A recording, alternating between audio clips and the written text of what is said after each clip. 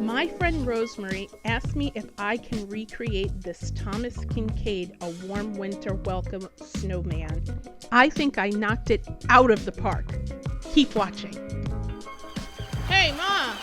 The Thomas Kinkade, A Warm Winter Welcome is a limited edition door swag with built-in lights, illuminated lantern, 24-hour timer. It's 24 inches. If you've purchased anything from the Bradford exchange, you know there is a difference between the artist's rendering of what the product will be and the actual product. I looked at both of those pictures and I think I came pretty close to melding the two. The one in the middle is the one I did. And if you purchased it before Christmas, you probably paid $159 for it. If you purchased it after Christmas, you could get it now for $109. My task was to make it as affordable as possible. Here is the dollar clay that I got from the Dollar Tree. I bought a whole bunch of them, so expect to see them in a lot of projects. It is very dry, so sometimes you might want to add a little bit of lotion to it to get it going, but it does dry pretty firmly. And if you're using paint on your projects like I do, it's really going to stay together pretty well. I had to make a few of them, so you see how many noses I made here. Those had to dry for 24 hours, but I knew it would take a while, so I got them started first. The paint I use is acrylic paint, and it also came from Dollar Tree. I decided to use styrofoam for the head, and that was the next most expensive thing. A 1.8 diameter ball was $4.99 for a 12-pack at Michael's. A 2.8 was $5.99, and a 3.8 was $2.99. All of those were too small. The 5.6 was the one that I wound up going for, and that one they wanted $5.99 for a single one. Thank goodness for Amazon. I found a 12-pack of craft foam balls, 5-inch diameter for $15.99. I can make as many snowmen as I wanted and have more for the rest of the year's crafts. I used modeling paste to cover the styrofoam texture of the balls and give it more of a snowy appearance. The way I applied this, initially I didn't do this, but modeling paste usually dries a little bit clear. I added acrylic white paint to later snowmen to make sure that it had good coverage. I didn't do it initially, and if you don't do it initially, it's no problem. You can go back and paint it if you want, but you'll get better results by mixing it with white paint. While the modeling paste was still wet, I used white extra fine glitter to give it that new fallen snow glistening look. Then I put it aside to dry. This is where I can really see the snowman starting to form. Next, I was concerned about finding the perfect lantern shape. I knew I couldn't find exactly what they used in the original, but I did have some things on my wish list. I wanted to capture the look of the roof line. I also wanted to make it user-friendly so that it opened in the front. This is where the tea light is going to go, and it will make it easier to change the batteries. These lanterns that I found at Michael's were perfect. The metal details on the side and back could also be used to attach it to the wreath, as well as attach the mittens to the lantern. You can get 6 of them for, I think it was during a sale, and I got them for $14.99. I decided to paint the top, the roof, with Deco Art Sterling Silver Extreme Sheen, so it would look like it's metallic. I didn't paint the sides and the bottom. It was just too detail oriented, and I didn't think that the payoff was great enough for all of the damage that I could possibly do. The hat for the snowman required the most kind of conceptualization. I decided to make it out of foam board and cardboard, and here I'm just using a compass to make the brim of the hats and to make the top part of the hats. The sides of the hats would be made out of the poster board. Here's something I recommend. What do they call these? Finger knives? Finger shears? Fingertip craft knives. And I got this for $5.99 on Amazon. Here is how you construct the hat. First, you have to cut out all of the pieces. The rim is has a 7-inch diameter with a 4-inch diameter inside. So the inner piece will be a 4-inch diameter circle. The outer will have a 7-inch diameter. Save the center circle. That will be the top of the hat. Don't worry about the wrinkles that you see here. That will ultimately be covered in vinyl. Next, cut out the poster board, which will be the sides of the hat. 13 inches by 4.5 inches. And then I cut up 1 inch from the bottom on the horizontal. So you'll see me making these little 1-inch cuts.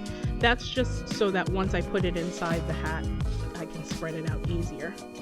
And also gives me a surface to glue onto. Just a little trick that I learned from sewing.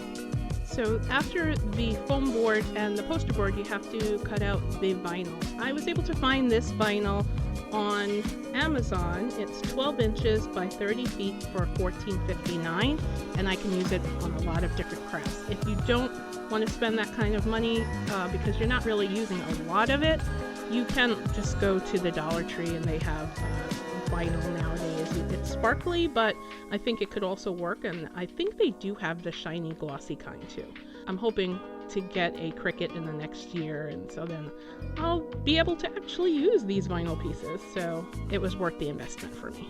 For the top of the brim of the hat, I cut a piece of vinyl to 7.5 inches diameter, and then I measured out 3 inches in diameter in the middle, and I'm just making little cuts here. This is going to wrap around the inside of the brim of the hat. Bottom piece of the brim of the hat is cut to a 7-inch diameter, with also the middle cut 3 inches in diameter as well, and slicing it similar to the top. The side piece of vinyl is cut 13 inches by 3.5 inches, and then the top of the top hat that you see right here is cut to 4.5 inches. After you're done cutting out all your vinyl pieces, you should have 4 pieces.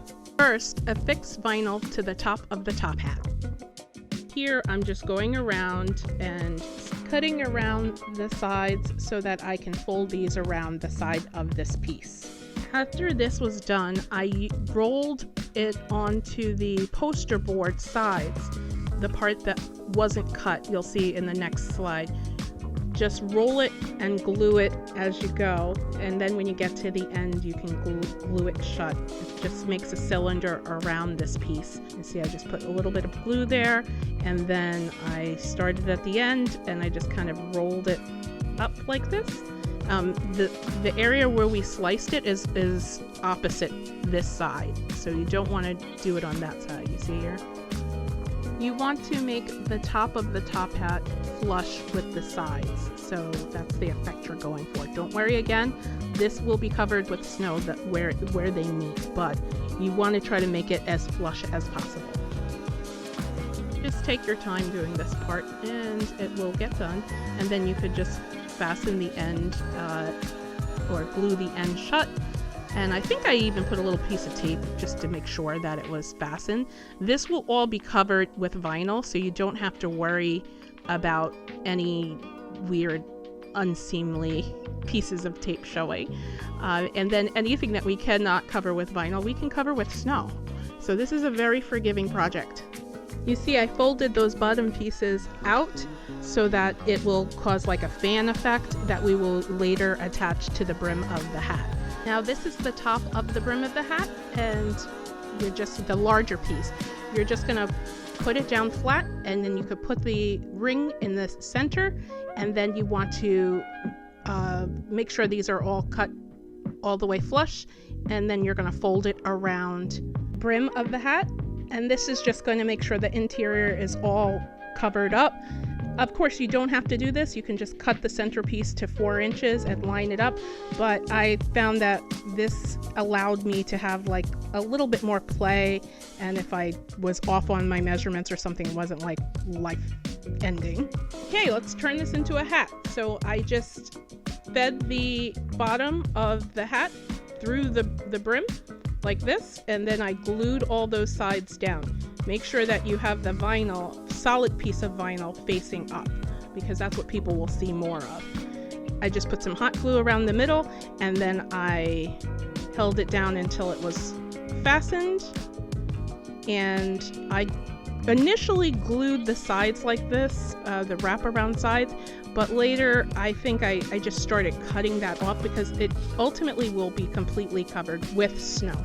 Just cover the bottom with the bottom piece, and I rolled it around the sides like this. Again, this is probably going to all be covered with snow, but that's what I did, and then I cut off the excess. Oh, this is the first hat where I think I put the larger piece on the bottom. Later on, I think I started putting that larger piece on the top. I don't know if it makes much of a difference, but because most of it, like I said, will be covered with the modeling paste snow. But you just want to make sure that if the snow isn't on the brim, that it is covered in the black vinyl. Next, I added the vinyl piece for the sides, and this is also going to keep everything together.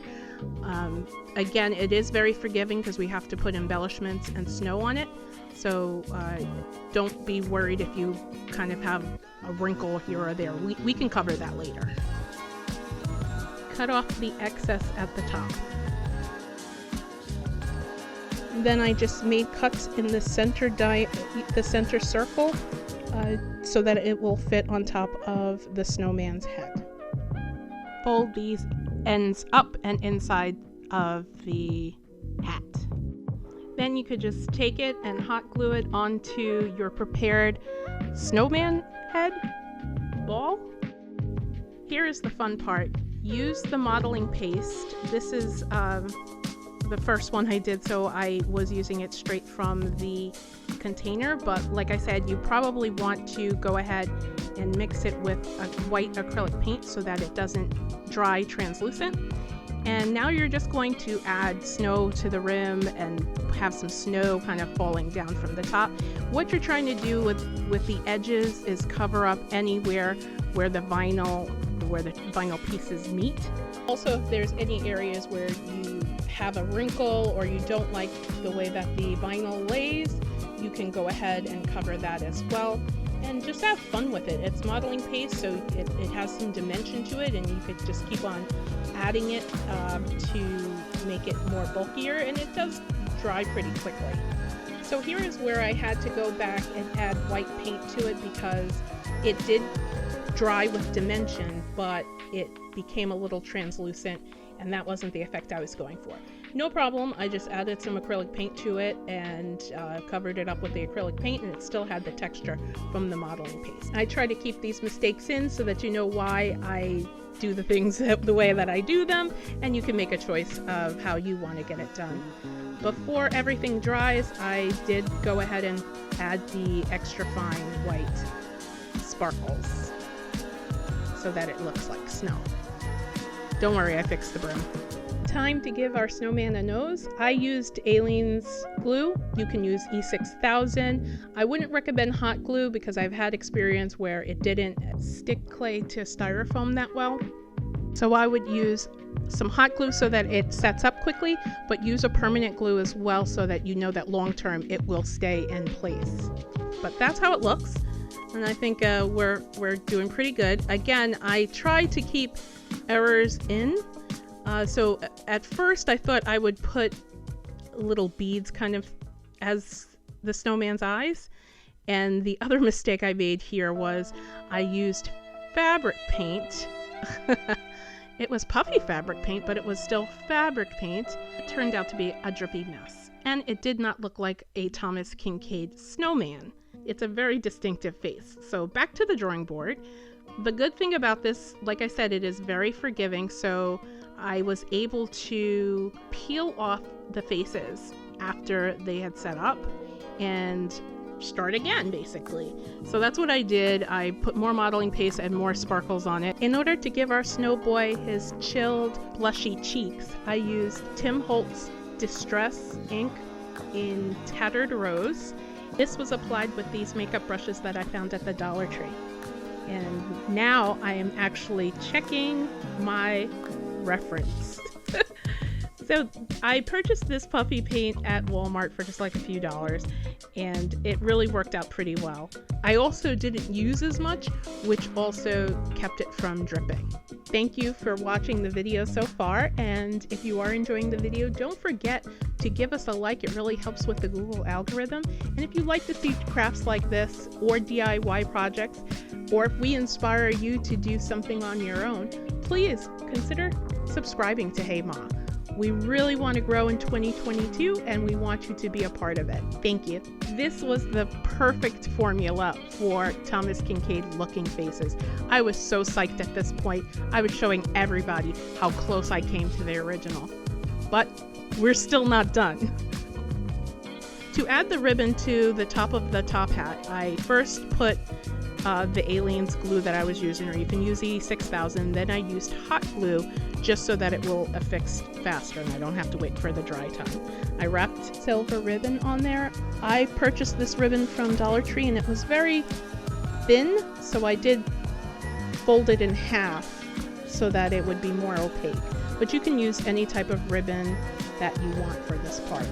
It should be only about 1 inch high. So next, I wanted to recreate the scarf portion. A lot of reviews complained that the artist rendition looked like it was made out of fabric, but the actual one came and it was ribbon basically. I was able to find a close match to the original fabric in this fleece blanket roll that I purchased from Joann's.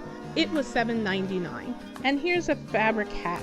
This is their no-sew throw. It's available for $7.99, and what you're getting for that is 2 pieces of fabric.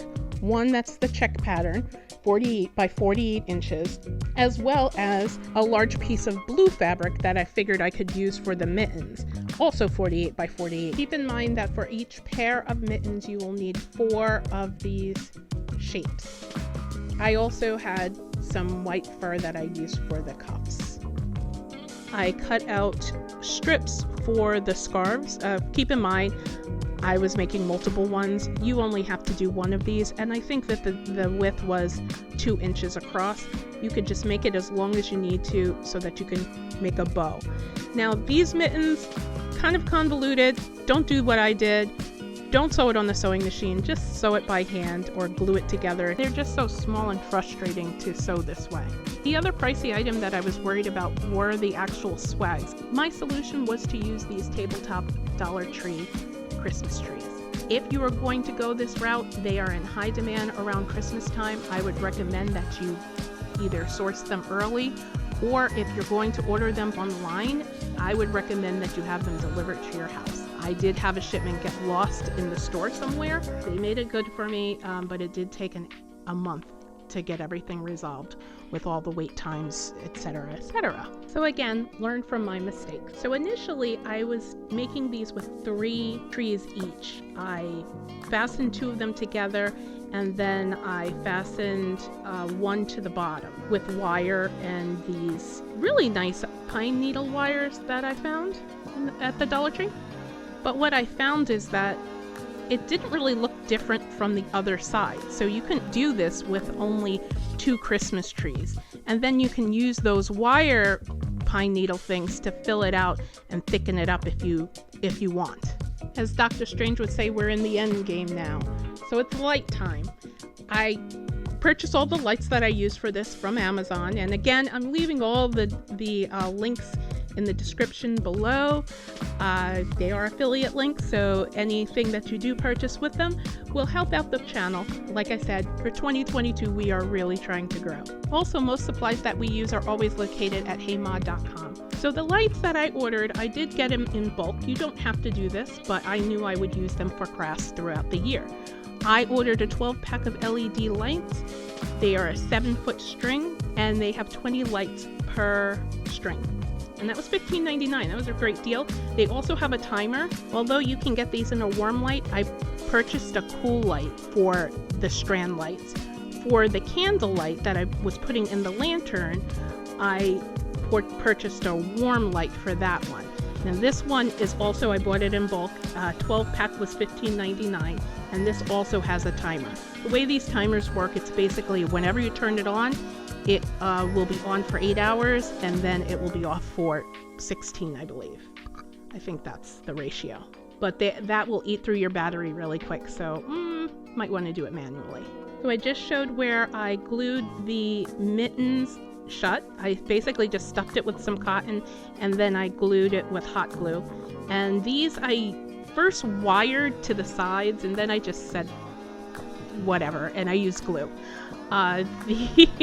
The wire does come in really handy for fastening the lantern to the back of the swag. But you see here, I'm putting wire through the fabric, and then I weaved it through the metal on the side, and I guess I'm thorough like that because I'm afraid that like next year you'll pull it out and it'll fall apart or something. So you can do that. You can also use a good permanent glue to fasten it to the side of the lantern and the back of the swag. So this is where I'm making my bow. Again, you can use whatever kind of bow that you want for this. I did not have to sew the fabric. That's the great thing about fleece, and it came out like really nice. I glued it to the bottom of the snowman head, and here I'm using my crocodile, scrapbooker's friend, to punch a hole in the back of the brim of the hat. I then used wire to fasten this to the swag as well. I did start putting foam behind there because I didn't like the angle that the head was tilting. That's an option that you can do. You can put foam behind the head or maybe cut out part of the brim to get it to sit more flush. What I wound up doing, because I didn't want the foam to show from the side, is I again used that wire pine deal to hide it from the side. Also, you're going to be embellishing it with ornaments and different poly and things like that, so you can hide a lot. For the bow, I used 2 types of ribbon. I tried to stay close to what the original was, and the way I made this bow was I made a center circle, and then I made 2 loops on each side. And again, this is 2-ply because I'm using 2 ribbons. I made 2 large loops on each side, and then I made 1 very, very long loop that's going to be the tail, or the tails. And then I used wire to fasten it in the back, and then I cut the bottom ribbon that was going to be the tail, spread them out, and just kind of gave it all a big zhuzh, and just made the bow nice and full. And I affixed this to the bottom of the swag with wire. I think that looks nice. It's really coming together. So we're almost done here. This is where I put the lights on, the string lights. I started it close to the side because I was trying to keep in mind that I wanted to have the switch where you can easily turn it on and off. And I just wrapped them around the branches and went all the way around the entire swag, trying to make sure that when I came to a light, it was in a prominent area where you would be able to see it, and I could just optimize it the most. And this one, you just play it by ear. You know, it's just a craft, and if you don't like how it turns out, you could just unravel it and do it again. I did find that even with the 2 18-inch Christmas trees, 7 feet is more than enough lights to fill it up. If you want more lights, you can certainly put an extra strand on there, but I found that this was enough to really, especially when you put all the embellishments and everything else on there, it's enough to really make it light up a lot. So this is a snowflake that I found at the Dollar Tree. I chose to go with white even though the original has silver. I do have some silver ones, and I'll show you here. Again, the choice is yours as to what you want to use. Dollar Tree has lots of options, especially if you get there early enough. Here is some of the snowflake scatter that I purchased to also embellish the swag. And here are the balls. I got a lot of blue and silver ones. I got some dark navy blue, and I also got some sparkly silver and pearl ones. For the holly accents, I purchased a bunch of floral arrangements, and I cut them apart and glued them together how I wanted, and then I just dispersed them throughout. Another cool thing that I added as an adornment was some large jingle bells. So since this was hung up on my front door this Christmas, it was funny that every time someone opened the door or closed the door, it would jingle. Just another thing to keep you in the spirit of the holidays. And you can see here where I hid the side of the back of his head, so you can hide styrofoam if you want to put styrofoam in there just to stabilize it. Again, this is a very forgiving craft. Just have fun with it. Guys, there's a jingle bell right there. They also had these little weird disco balls, so of course I had to buy that too and put a disco ball on every single snowman I made. And that's really it. Just putting the tea light in and we're finished. So thank you for staying till the end. And I'm very happy how this came out. I think that we basically nailed it. And I don't think it was too hard. I think you should give this a go for next year. I'm still putting this up even though it's after the holidays. I was very busy, I'm sorry. But I'm putting it out early in the year. It's January 2022. So that you have a chance to get the supplies. And once you see how easy it is, this is a great gift that you can make for people on your gift list. And I just wanted to give you guys enough time to get all the materials. And I hope you enjoy. I also tried to be as thorough as possible because people always ask me questions about what supplies I use, etc., etc. So if I missed anything, please ask in the comments below. But I hope I got it all. If you do make it, please share it with Hey Maaa on all the social medias. We're on all the social medias, girl. Okay? So like if you enjoyed the video and share if you know any crafty friends who would also love to make this snowman. Have a great day. Bye.